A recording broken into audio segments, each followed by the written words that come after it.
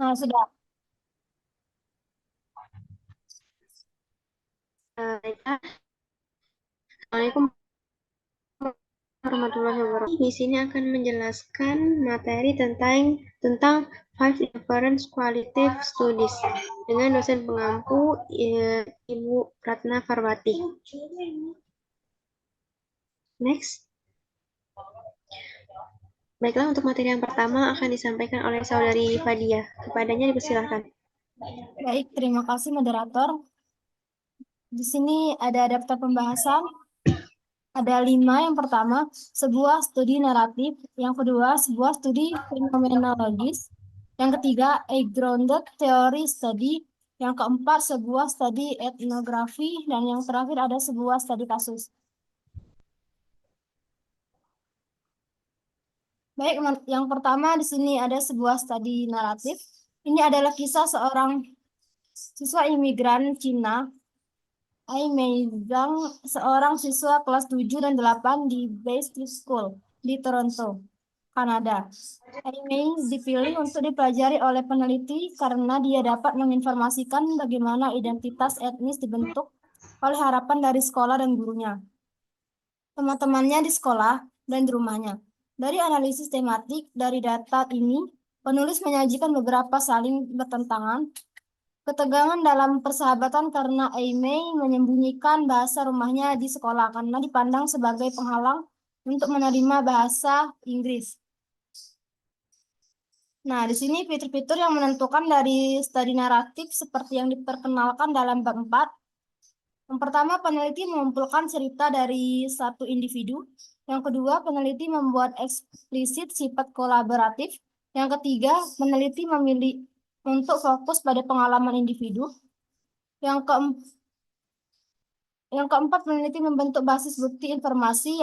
Dan yang terakhir, peneliti mengumpulkan data dari waktu ke waktu. Selanjutnya, di sini ada sebuah studi fenomenologis. Peneliti ini membahas gambar atau representasi kognitif yang dimiliki pasien AIDS tentang penyakit mereka. Peneliti mengeksplorasi topik ini karena mengalami bagaimana individu mewakili AIDS dan respon emosional mereka terhadapnya mempengaruhi terapi mereka. Mengurangi perilaku berisiko tinggi, dan meningkatkan kualitas hidup mereka. Desain mereka melakukan wawancara dengan 58 pasien. Ini mereka melibatkan studi dari 58 pria dan wanita dengan diagnosis AIDS. Mereka juga meminta pasien untuk menggambarkan penyakit mereka. Selanjutnya, peneliti ini menggambarkan beberapa aspek studi fenomenologis. Yang pertama, sebuah fenomena. Representasi kognitif atau gambaran AIDS oleh pasien diperiksa dalam peneliti ini. Yang kedua, pengumpulan data yang ketat dengan sekelompok individu melalui 58 wawancara dan penggabungan gambar pasien digunakan. Yang ketiga, para penulis hanya secara singkat menyebutkan ide-ide filosofis di balik fenomenologi. Selanjutnya, para peneliti berbicara tentang bracketing dalam penelitian ini. Dan yang terakhir, pengumpulan data terdiri dari 58 wawancara yang dilakukan selama 18 bulan di 3 lokasi yang didedikasikan untuk orang dengan HIV atau AIDS. Selanjutnya, penggunaan prosedur analisis data sistematis dari pernyataan signifikan, makna, tema, dan deskripsi lengkap tentang esensi fenomena mengikuti prosedur. Selanjutnya, dimasukkannya tabel yang menggambarkan pernyataan signifikan, makna, dan kelompok tema menunjukkan bagaimana penulis bekerja dari data mentah hingga deskripsi lengkap tentang esensi peneliti di bagian diskusi akhir. Selanjutnya, peneliti ini diakhiri dengan menggambarkan esensi dari pengalaman untuk 58 pasien dan konteks di mana mereka mengalami AIDS. Baik, terima kasih. Itu saja yang dapat saya sampaikan. Saya serahkan ke moderator. Baiklah, untuk materi yang selanjutnya yaitu a grounded theory study. Next.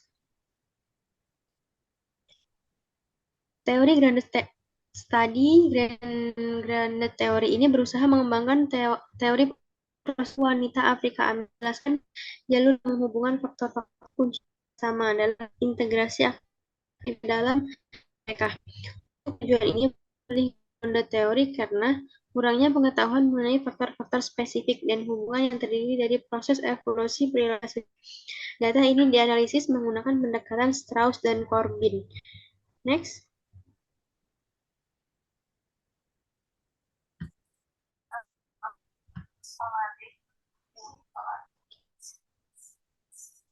Untuk protein yang terdiri dari kodean, pengembangan konsep, perbandingan konstan antara data dan konsep yang muncul, dan perumusan model teoritis.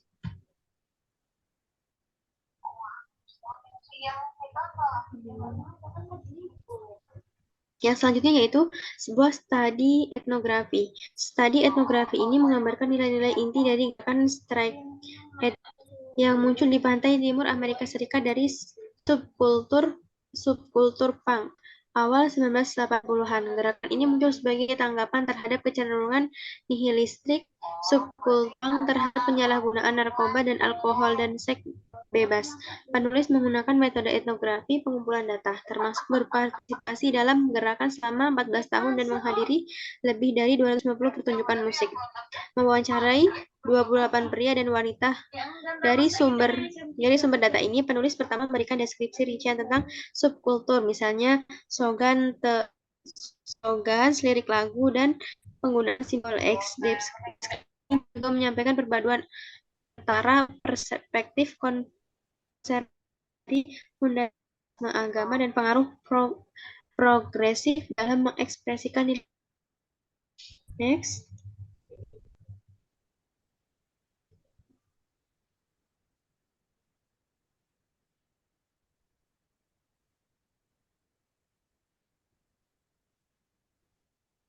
Next.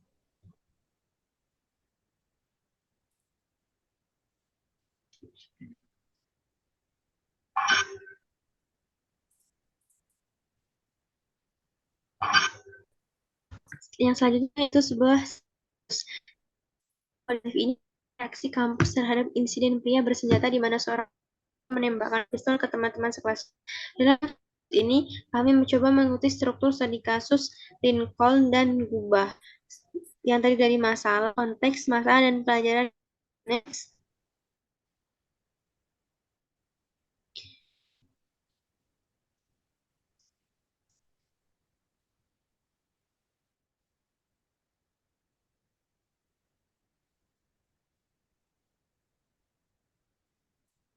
Yang selanjutnya yaitu perbedaan antara pendekatan. Perspektif yang berguna untuk proses membedakan antara 5 pendekatan adalah untuk menilai utama atau fokus dari masing-masing pendekatan. Fenomenometri adalah konsep atau fenomena dari pengalaman hidup orang-orang tentang fenomena itu. Tujuannya mengembangkan teori. Sedangkan dalam etnografi, kelompok berbagai budaya. Dalam studi kasus, kasus tertentu diperiksa, seringkali dengan maksud memeriksa masalah dengan kasus yang menggambarkan kompleksitas masalah. Beralih ke lima studi, fokus pendekatan menjadi lebih jelas. Fenomenologis pada kehidupan individualisme, melainkan pemahaman, pengalaman individu, hidup individu. Sedangkan proyek fenomenologis terhadap suatu fenomena. Para peneliti dalam menggunakan teori ini memiliki tujuan yang berbeda untuk teori substantif, seperti teori tentang bagaimana wanita Afrika mengintegrasi bagaimana individu mewakili sedangkan proyek fenomenologi makna pengalaman terhadap suatu fenomena. Para peneliti memiliki yang berbeda menghasilkan subjektif, seperti teori tentang bagaimana ciri khas dari wanita Afrika Amerika. Yang selanjutnya yaitu next. Studi fenomenologis di sisi lain tidak berfokus pada kehidupan individu, melainkan pemahaman pengalaman hidup individu sekitar suatu fenomena, seperti bagaimana individu mewakili penyakit mereka. Sedangkan proyek fenomenologis berfokus pada makna pengalaman orang terhadap suatu fenomena. Para peneliti dalam teori menghasilkan teori substantif seperti teori tentang seperti yang dijelaskan tadi tentang bagaimana aktivitas fisik dari Amerika. Mungkin itu saja penjelasan five difference qualitative. Saya akhiri. Wassalamualaikum warahmatullahi wabarakatuh.